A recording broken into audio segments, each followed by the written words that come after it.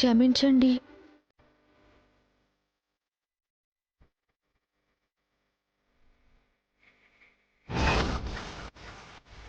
ఇక ముందు ఎప్పుడూ మీకు నచ్చిన కోడలిగానే ఉండి కుటుంబ గౌరవాన్ని కాపాడతాను అత్తయ్య గారు. ప్రమాణం చేసి చెప్తున్నాను.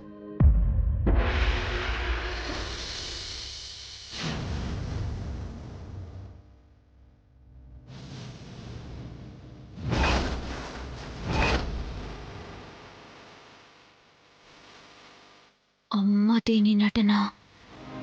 అత్తయ్య గారు మావయ్య గారు ప్లీజ్ క్షమించండి అని అడుగుతుందా?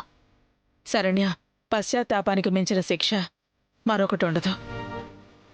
నువ్వు పొరపాటుగా చేసిన ఈ కుటుంబానికి జరిగిన నష్టం పెద్దదేనమ్మా. ఇంకోసారి ఎప్పుడూ ఇలా చేయకు.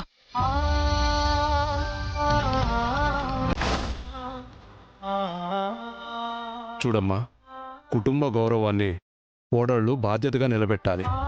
కోడళ్ళు తల్లిలా కాపాడుకోవాలి. ఏనాడు మా అన్నదమ్ములు మా బాధ్యతని మరవలేదు. ఈ అక్కా చెల్లెళ్ళు అమ్మస్థానం నుంచి తప్పుకోలేదు. రేపటి ఉమ్మడి కుటుంబానికి ఊపిరి శ్వాస మీ కోడళ్లేనమ్మా, మీ తోటి కోడళ్లే.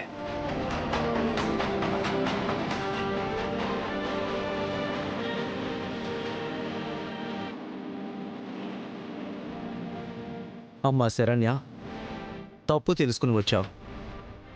ఇక ముందు ఏ తప్పు జరగకుండా చూసుకో. అలాగే మావయ్య గారు, ఇక నుంచి మీరే చూస్తారుగా. మీ చిన్న కోడల్ని మీరంతా చాలా గొప్పగా పొగిడేస్తారు.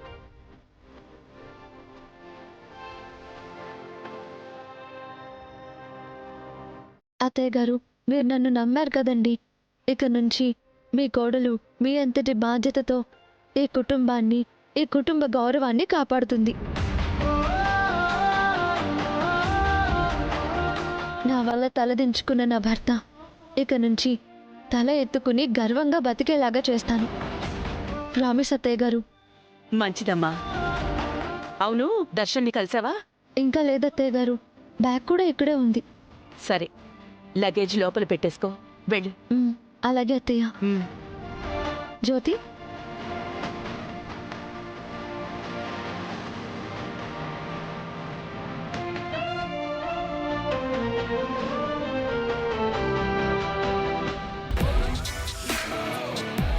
చెల్లి అని కూడా చూడకుండా నా మీదే విషపు బుద్ధి చూపించావు. ఇక నేనేంటో నీకు చూపించబోతున్నాను. శరణ్యేంటి ఏదో అప్డేటెడ్ వర్షన్ లాగా నా కంటికి వేరేలాగా కనపడుతుంది. నన్ను చూసిన చూపు కూడా మారింది.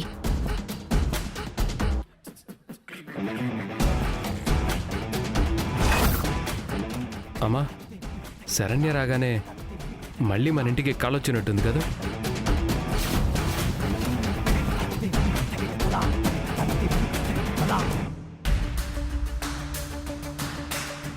నా మొగుడి కంటికి నేను అస్సలు కనిపించను కాబోలు. నేనున్నప్పుడు ఇంట్లో కల లేకుండా ఏదో కట్టుక చీకటున్నట్టు. ఛ!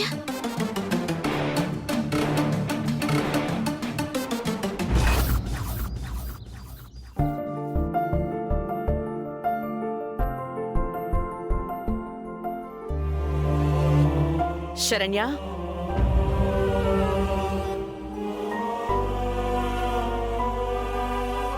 అత్తయ్య గారు, థ్యాంక్స్ అమ్మా.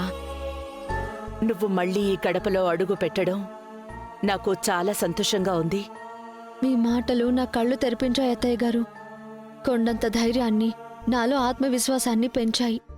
నాకు మీరిచ్చిన విలువ, ఈ కుటుంబంలో నాకు దక్కిన స్థానం ఇంకెవరైనా పొందారంటే ఎంతటి అదృష్టం కావాలి. అటువంటి నా అదృష్టాన్ని నేనే ఎందుకు నా చేతులారా పాడు చేసుకోవాలి? మీరే నన్ను చాలా మార్చారు అత్తయ్య గారు. శరణ్య, ఇప్పుడు సరైన దారిలోకొచ్చావు. ఇక్కడ నీ అమాయకత్వమే నీ శత్రువయ్యింది. అందుకే శత్రువైన అక్కని ప్రేమగా నమ్మావు. ఇక నుంచి నువ్వలా ఉండవులే. నాకా నమ్మకం కలిగింది. నీ జీవితాన్ని నువ్వే సరిదిద్దుకొని నాకు తగిన లేటెస్ట్ కోడలుగా వచ్చేసావు. ఇక దర్శన్ మీద కూడా ఫోకస్ చేయి. బయట చెయ్యాల్సింది నేను చేస్తాను. కొంచెం టైం పడుతుంది గాని తప్పకుండా నీ సంసారం బాగుపడుతుంది. ఉం? అప్పటి వరకు ఏ కష్టాన్నైనా భరించు, పర్లేదు. అలాగే అత్తయ్య గారు. నేను చేసిన ఛాలెంజ్ని మనసులో పెట్టుకొని ఎలాగోలా కోడల్ని ఇంటికి తెచ్చుకొని అనుకున్నది సాధించేసింది ఈ ఆనంద భైరవి. చెప్తా.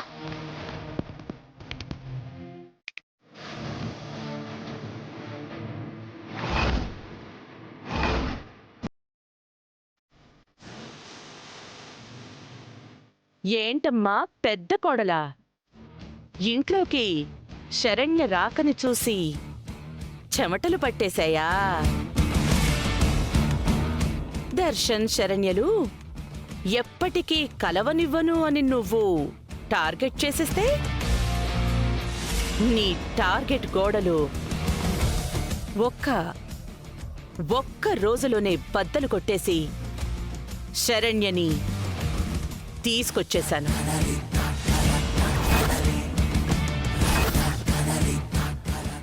ఇక వాళ్ళు కలవడం అది పెద్ద మ్యాటరే కాదు. ఎందుకంటే శరణ్యని తిరిగి రప్పించడమే నాకు పెద్ద మ్యాటర్. ఓకే?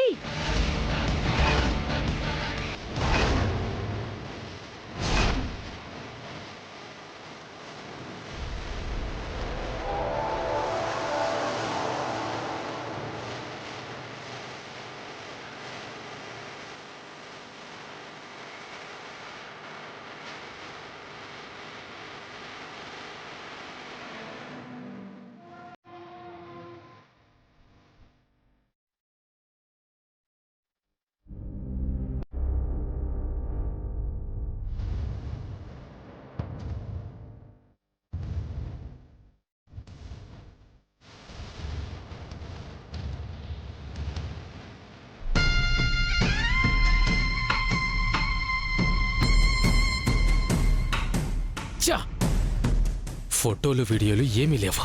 అన్ని మెమరీ కార్డులు రికార్డ్ చేసి చచ్చా. కార్డు మొత్తం కరెక్ట్ అయిపోయింది. లహరి లహరి లహరి, నీకు మత్తిచ్చి వర్కౌట్ చేసిన డేటా మొత్తం పోయి చచ్చింది. ఇప్పుడు దాన్ని వాడి క్యాష్ చేసుకుందామంటే ఒక్క ఫోటో కూడా మిగల్లేదు. నా కష్టం మొత్తం వృధా అయిపోయింది. రేయ్ కూల్ కూల్ రా ప్రకాష్. పాపే నీ గ్రిప్పులో ఉండగా డేటా పోయిందని బాధపడతావేంట్రా? ఇప్పుడు మళ్ళీ వర్కౌట్ చేయి, బెటర్ పర్ఫార్మెన్స్ తీసుకో, 4Kలో అవుట్పుట్ ప్లాన్ చేయరా. పోయేదేముంది?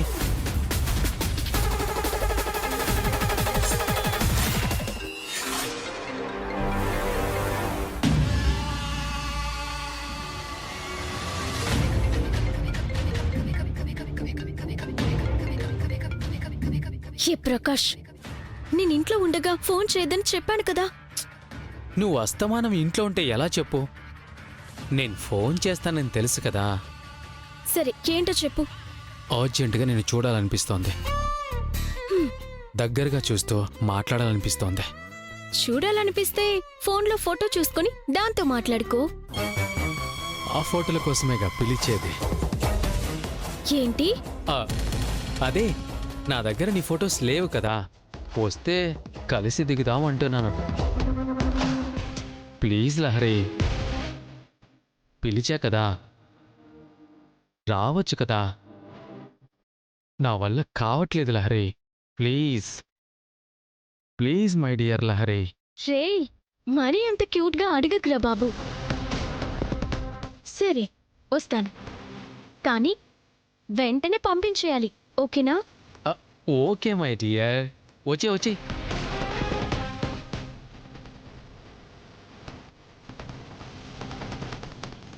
వచ్చేవరకు నీ చేతుల్లో, ఆ తర్వాత మొత్తం నా చేతుల్లో. ఈవిడ శరణ్య రీఎంట్రీతో నేను అల్లుకున్న కథనాన్ని మొత్తం మార్చేసింది. అంటే రాబోయే కథలో దర్శన్ శరణ్యాలని కూడా కలిపేస్తుందా? కలిపేస్తుంటే నేనెలా చూస్తూ ఊరుకుంటాను? నా చేతిలో సమీరా ఉంది. ఆయుధం చేతిలో ఉండి కూడా నేనెందుకు భయపడాలి? గడపలో అడుగు పెట్టిందాన్ని తిరిగి పంపించలేనా? పంపిస్తాను. ఏంటక్కా, మళ్ళీ పంపించేస్తావా?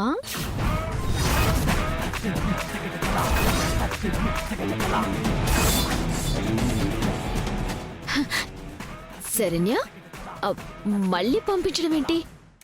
ఎక్కడికి పంపించేది? కలలేవో కంటున్నావు కదక్కా. మా ఆయనకి నన్ను దూరం చెయ్యాలి, ఈ ఇంట్లో నాకు స్థానం లేకుండా పోవాలి అని నన్ను పంపించేస్తావా?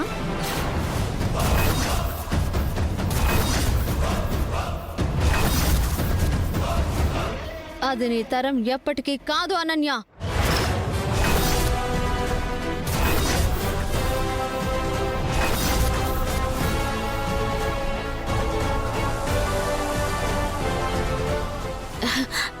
శరణ్య, ఏంటి? ఏమైంది నీకు? అమ్మోరు పోనిందనుకుంటున్నావా? నువ్వు నాకు చేసిన ద్రోహానికి ఆది పరాశక్తినై శూలాన్ని కంఠంలో దించి నీ పాపాలకి పరిహారం చేయాల్సింది.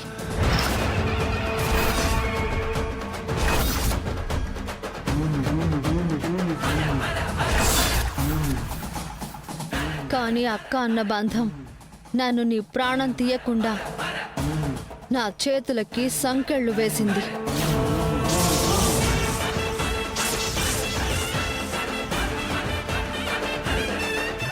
ఎందుకు నా జీవితాన్ని నాశనం చేయాలనుకున్నావు? ఎందుకు నా బతుకు మీద పగబట్టావు? ఎందుకు నా భర్త నుంచి నన్ను దూరం చేయాలని ప్రయత్నిస్తున్నావు? ఎందుకు ఎందుకు ఎందుకు? అసలు నేను నీకేం అన్యాయం చేశానక్క? చెప్పు చెప్పు చెప్పు చెప్పు. ఆపు.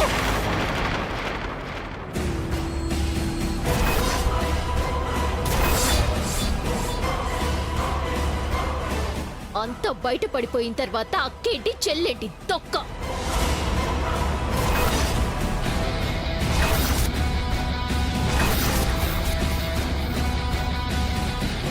నా పగ, కోపం, ద్వేషం నువ్వు కాదు శరణ్య. అసలు నువ్వు నా లెక్కలోనే లేవు. ఇక్కడ నా టార్గెట్ ఆనంద భైరవి.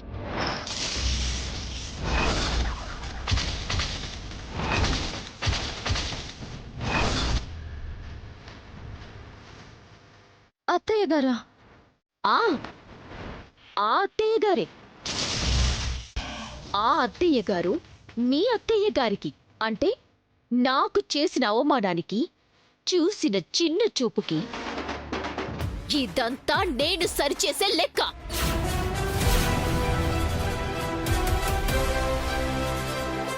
ఆ రోజు ఆవిడ నన్ను క్యారెక్టర్ లేని దానిగా మాట్లాడి, నువ్వేమో గొప్పదానివి, ఆడజాతిలోనే అద్భుతానివి అంటూ ఏరి కోరి కోడలిగా ఇంటికి తెచ్చుకుంటే మరి నా గుండె రగిలిపోదా? ఆ రగిలిపోతున్న వంటతోనే ఆ ఆనంద భైరవి కుటుంబాన్ని తగలబెట్టాలని పంతం పట్టాను.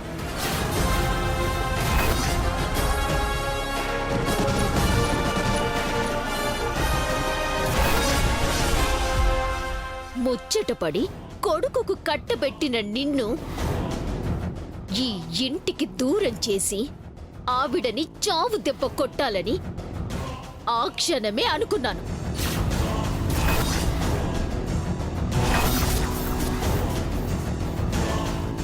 అందుకే ఒక తాగుబోతు అని తెలిసినా, ఒక సెకండ్ హ్యాండ్ వాడని తెలిసినా సిగ్గు విడిచి ఆ రోహిత్ ముందుకు వెళ్ళి కన్నీళ్లతో నిలబడ్డాను. అందమైన నా కలల్ని త్యాగం చేసుకొని ఈ ఇంటి పెద్ద కోడలిగా అడుగుపెట్టాను. ఇదంతా ఇదంతా ఇదంతా ఇదంతా ఆ ఆనంద భైరవి మీదున్న పగ.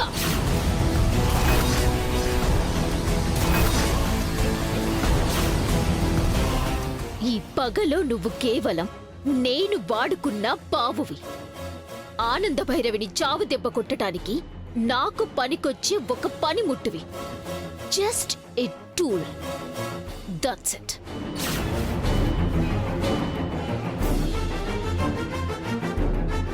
అంతకు మించి నా దృష్టిలో ఎప్పుడు నువ్వు నాకు పెద్ద మ్యాటర్వే కాదు. అనన్య,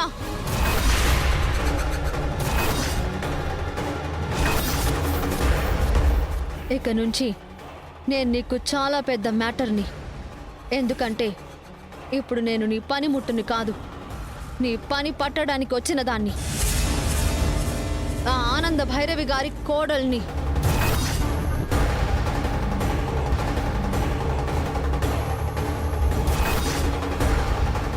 మా అత్తయ్య గారిని దెబ్బ కొట్టాలి, ఈ కుటుంబాన్ని విడగొట్టాలి, పడగొట్టాలి, బంధాలని చెడగొట్టాలి అని నువ్వు ఫ్యూచర్ ప్లాన్స్ ఎన్ని పెట్టుకుని వచ్చినా నీ ఒక్కో ప్లాన్ని తొక్కి నార తీయడానికే ఈ శరణ్య 2.0గా తిరిగి వచ్చింది.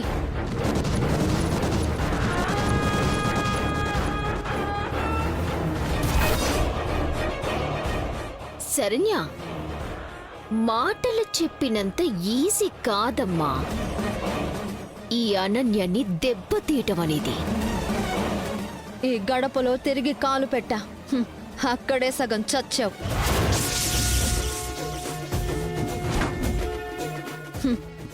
ఇంకేం దెబ్బతీయాలి నిన్ను? నా ఒక్క అడుగుతోనే ఒంటికి చల్లగా చెమటలు పట్టాయి నీకు. ఇక రెండో అడుగు, ఆ తర్వాతి అడుగు ఎలా ఉంటాయో యు కాంట్ ఇమాజిన్ అనన్య.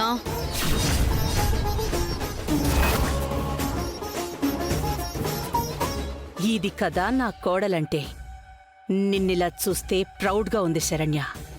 నువ్వు పెద్దమ్మతో కలిసి నా జీవితాన్ని బలి చేయాలి అనుకున్నా ఈరోజు మా అత్తయ్య గారే నన్ను కవచంలాగా కాపాడుకున్నారు. ఇక నుంచి నన్ను నేను కాపాడుకోగలనన్న నమ్మకంతో ఉన్నాను. అంతేకాదు, అతి త్వరలోనే మా ఆయనతో కలిసి అన్యోన్య దాంపత్యాన్ని కూడా మొదలు పెడతాను. Over confidence. అంతకు మించి.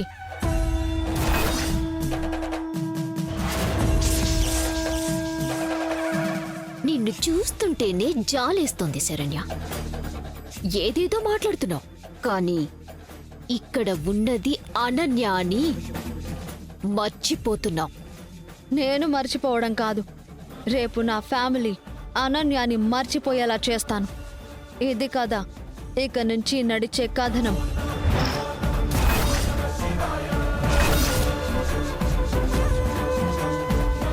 మీ అత్తయ్య నీ వెనకాలుందనే కదా నీ ధైర్యం. నా రాకతో ఈ ఇంట్లో ఆవిడ స్థానమే పడిపోయే స్థితికొచ్చింది. ఇంకా నువ్వేం చేయగలవు? అత్తయ్య గారి స్థానాన్ని ఎప్పటికీ పడనివ్వను. పడగొట్టే అంత శక్తి కూడా నీకు లేదు. ఏనుగుని చూసి మీది కుక్కలు అరిచినట్టు నీకు నువ్వు విర్రవీగడం తప్ప ఆవిడ స్థానాన్ని కనీసం టచ్ కూడా చెయ్యలేవు. నువ్వు చెయ్యనివ్వను నేను.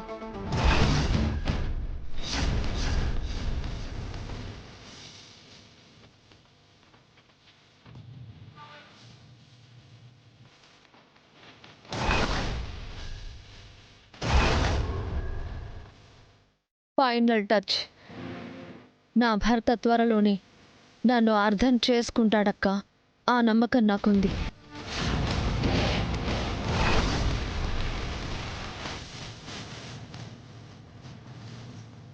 అక్క ఎందుకు ఇలా బిహేవ్ చేస్తుంది? అక్కని ఎలాగైనా మార్చుకోవాలి. ఇంత బలంగా నేను ఇప్పుడు మాట్లాడకపోతే అక్కకి అర్థం కాదు. అందుకే నేను ఇలా మాట్లాడాల్సి వస్తుంది.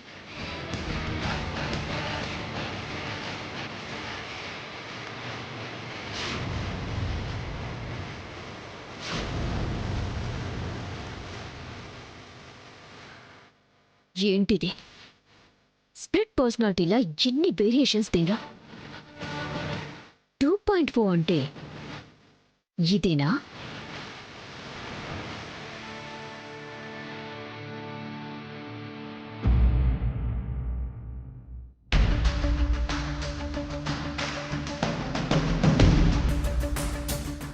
శభాషమ్మా. నీలో నేను కోరుకున్నది ఇదే. నీలో ఈ ధైర్యం తెగింపు ఉన్నంత వరకు నిన్ను ఆ అనన్య ఏమీ చెయ్యలేదు. ఈ ధైర్యంతోనే అడుగు ముందుకు వెయ్యమ్మా. నీ కాపురాన్ని నువ్వే చక్కదిద్దుకో. నిన్ను బాధ పెట్టిన వాళ్ళకి తగిన బుద్ధి చెప్పి ఈ ఆనంద భైరవి కోడలిగా నువ్వేంటో నిరూపించు. తప్పకుండా అత్తయ్య గారు, మీ సూచనలు పాటిస్తూ మీ అడుగుజాడల్లో నడుస్తాను. నా కాపురాన్ని నేను ఎలాగైనా చక్కదిద్దుకుంటాను అత్తయ్య గారు.